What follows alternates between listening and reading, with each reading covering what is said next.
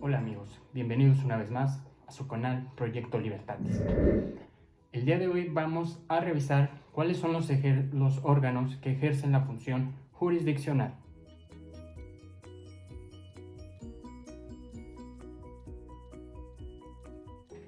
Primeramente hay que tomar en cuenta que los órganos que ejercen la jurisdicción penal pueden hacerlo desde el ámbito local o desde el ámbito federal.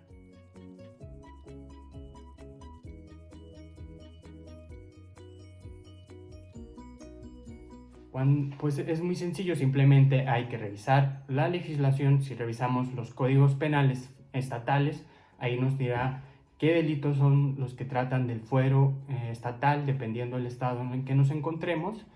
Y si revisamos el Código Penal Federal, sabremos cuáles son entonces los delitos en el ámbito federal. Pero por ponerles unos ejemplos, por ejemplo, los códigos estatales manejan más delitos en general, como suelen ser delito de lesiones, homicidio, violación, abuso sexual. Y el Código Federal plantea delitos más específicos, como son el tráfico de drogas, la aportación de arma y uso exclusivo del ejército, delitos aduanales, fiscales. Pues contempla ya delitos más en específico lo que es el ámbito federal. Pero hay que entender entonces que los órganos existen tanto en jurisdicción locales como de jurisdicción federales, lo que se denomina locales del fuero común y los federales.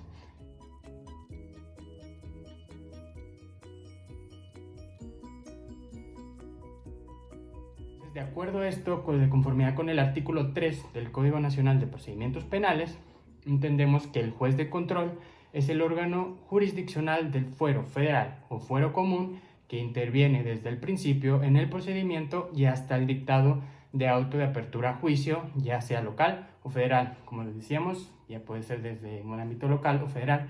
Este juez de control pues va a tener conocimiento desde la primera parte del procedimiento, es decir, desde el momento de la investigación, que inicie la investigación, hasta el momento en que se elabore lo que es el auto de apertura a juicio oral. Existen tres etapas principales en el procedimiento, que es la etapa inicial, la etapa intermedia y la etapa de juicio oral. La etapa de investigación y la etapa intermedia serán llevadas por este juez de control, y es cuando se hace el auto de apertura a juicio oral, cuando se llega a la otra etapa y será otro juez el que conozca del procedimiento.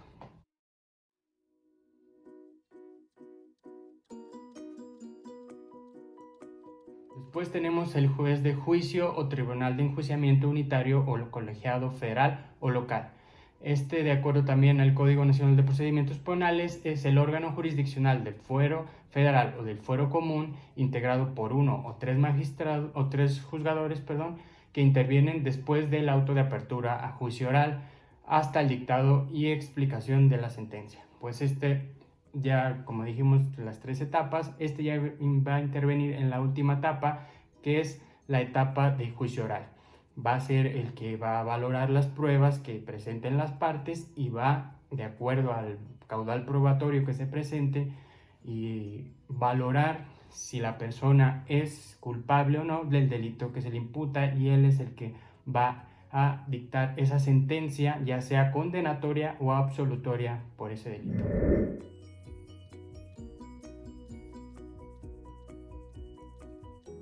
Después tenemos el Tribunal de Alzada, igual del fuero federal o del fuero común.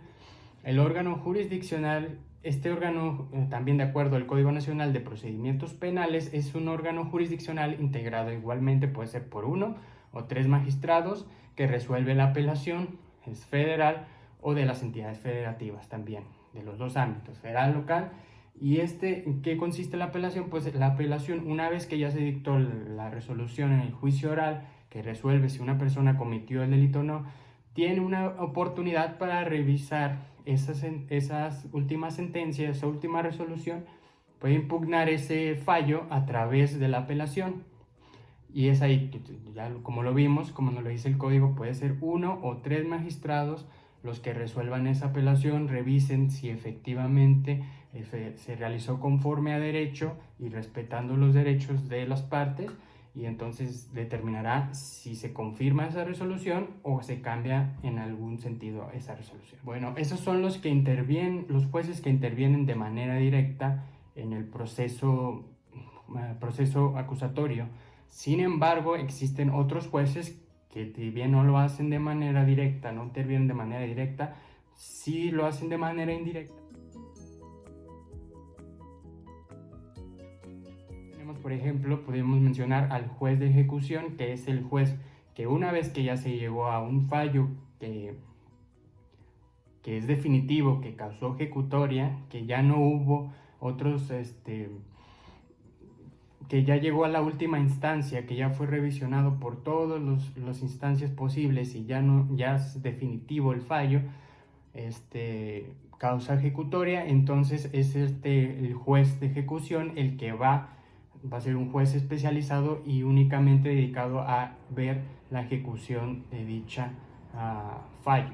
Bueno, si es el caso de absolución, pues ya no sería necesario que fuera un juez de ejecución, pero si es un fallo condenatorio, obviamente ese juez tiene que revisar que el fallo del juez del juicio oral se lleve a cabo con todas las medidas pertinentes.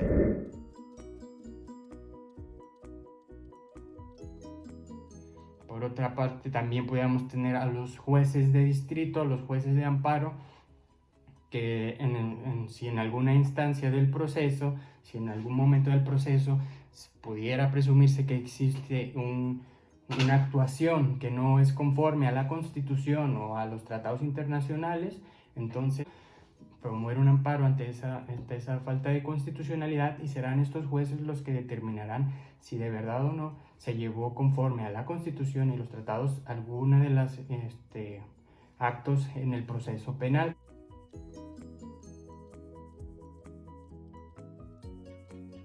Y por otra parte también tenemos, hablando igual en el amparo, nada más esta vez de amparo directo, una vez que ya terminó el juicio y hay una resolución definitiva, incluso una apelación, también se puede promover lo que es el amparo directo.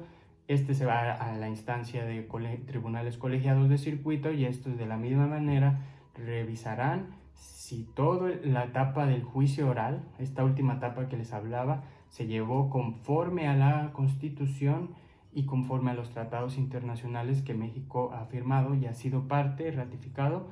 Entonces, igual, de la misma manera revisan que el proceso en esta etapa haya sido llevado conforme a dicho precepto, y obviamente revisando los conceptos de violación que el mismo quejoso, en este caso la persona pudiese ser el imputado, manifieste. Si él manifiesta que hubo una violación en el proceso, pues los magistrados revisarán si efectivamente o no hubo una violación.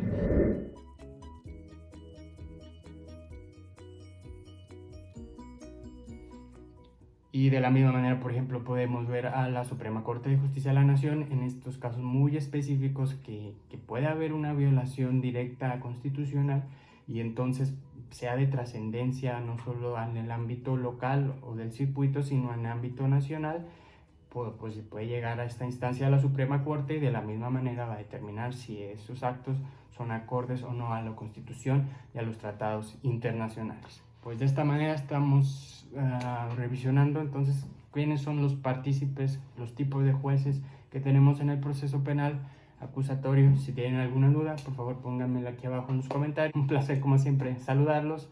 Los invito a que se suscriban, a que nos sigan viendo por aquí, y pues, les mando un gran abrazo. Recuerden, sean libres.